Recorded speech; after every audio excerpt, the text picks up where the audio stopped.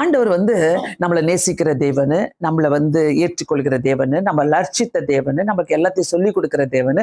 அதே நேரத்துல நம்முடைய கனவுகளையும் அவர் பார்த்து கொண்டே இருக்கிறார், நம்முடைய விஷனையும் பார்த்து கொண்டே இருக்கிறார், நம்முடைய விசுவாசத்தையும் பார்த்து கொண்டே இருக்கிறார். பிரியமானவர்களே, மறந்துடாதீங்க. அதே மாதிரி நான் எடுத்துக்கொண்ட இன்னொரு அதிகாரம் பார்த்தீங்கன்னாக்கா, லூக்கா எழுதின சுவிசேஷம் 8வது லூக்கா எழுதின சுவிசேஷம் 15வது அதிகாரம்.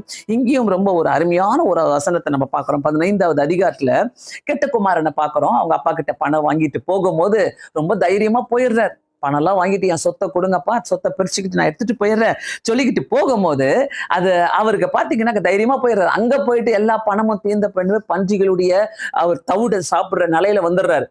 அந்த இடத்துல உட்காந்து யோசிக்கிறாரு, என் வீடே நல்லா இருக்குமே, என் வீடு எங்க அப்பா நல்லா இருப்பாங்களே, எங்க அப்பாக்கு எத்தனை வேலையாட்கள் இருக்கிறாங்க, அங்க வேலை செய்யறாங்க, அந்த ஒரு வேலையாட்களா வச்சு நான் போயிடலாமே அப்படிலாம் அவனுக்குள்ள யோசிக்கும் போது, நல்லா தெரிஞ்சுக்கங்க, ஆண்டவர் தெரிந்து கொண்டவங்களை ஆண்டவர் ஏதோ நீ எப்படி நீ பிரிஞ்சு எங்க போனாலும் ஆண்டவர் எப்படி தெரியுமா, ஒரு உணர்த்துதல் ஆவியை கொடுத்துக்கிட்டே இருப்பார்.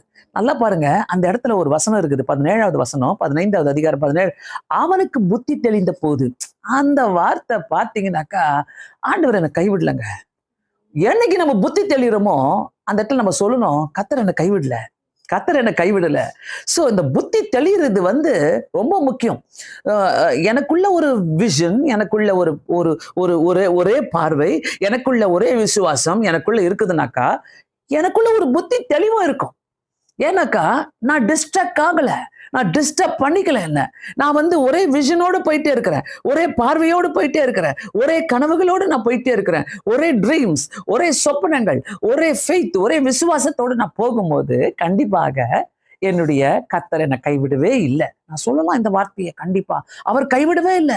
அவன் புத்தி தெளிந்த பிறகுதான் பாருங்க வீட்டுக்கு போகணும்னு யோசிக்கிறான். அந்த புத்தி தெளிவு வரலனாக்கா, பிரியமானவர்களே, இந்த இடத்துல எனக்குள்ள இருக்கிற விசுவாசத்தை நான் தெளிவு படுத்திக்கணும்னாக்கா, இன்னும் நான் அதை விரிவாக்கணும்னாக்கா, இன்னும் நான் நல்லா செயல்படணும்னாக்கா, என் வாழ்க்கையில கண்டிப்பா ஒரு புத்தி தெளிவு வரணும். நான் என்ன செய்யறேன், ஏது பண்ணிட்டு இருக்கிறேன், நான் குடியிலே இருந்துட்டு இருக்கிறேனா, இல்ல நான் சோகத்திலே நான் உட்கார்ந்துட்டு இருக்கிறேனா, இல்ல நான் பழைய கதையை பேசிக்கிட்டே உட்கார்ந்துட்டு இருக்கிறேனா, இல்ல என்னுடைய வாழ்க்கையில வேண்டாத காரியங்களே நான் குமிச்சு போட்டு எனக்கு முன்னாடி வச்சுக்கிறேனா, என்னுடைய காரியங்களை ஐயோ இது என்ன நடக்க போகுது, எப்படி நடக்க போகுது என்ற கவலைகளே எனக்கு முன்னாடி நான் வச்சுக்கிறேனா, இதெல்லாம் நம்ம யோசிக்கணும். புத்தி தெளிவு இருந்தாலே நான் பயப்படணும்னு அவசியமே கிடையாது. ஏன்னா எனக்கு முன்பாக என்னை தெரிந்து கொண்ட தேவன் என்னை தள்ளிவிடவே இல்லை. அந்த வார்த்தையை நான் படிக்கும் போது, God has not rejected me.